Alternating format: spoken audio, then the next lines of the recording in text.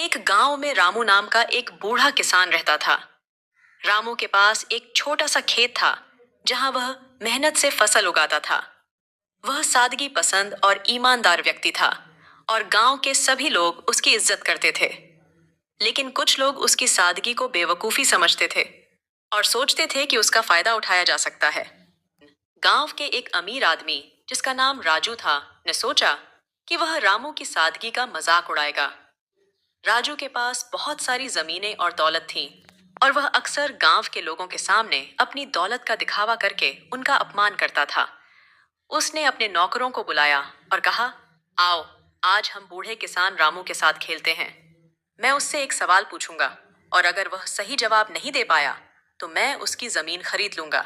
राजू रामू के खेत पर गया और कहा, रामू, मैं तुमसे एक सवाल पूछना चाहता हूं। अगर तुमने सही जवाब दिया तो मैं तुम्हें इनाम दूंगा, लेकिन अगर तुम गलत जवाब दोगे तो तुम्हें अपनी जमीन मेरे हाथों बेचनी होगी।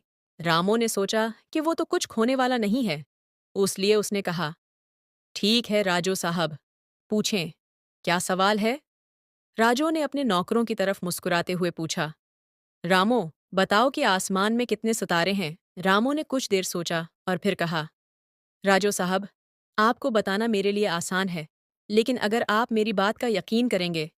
राजू हंसा और बोला, ठीक है, अगर तुम सही जवाब दोगे तो मैं यकीन करूंगा। बताना मेरे लिए आसान है, लेकिन अगर आप मेरी बात का यकीन करेंगे।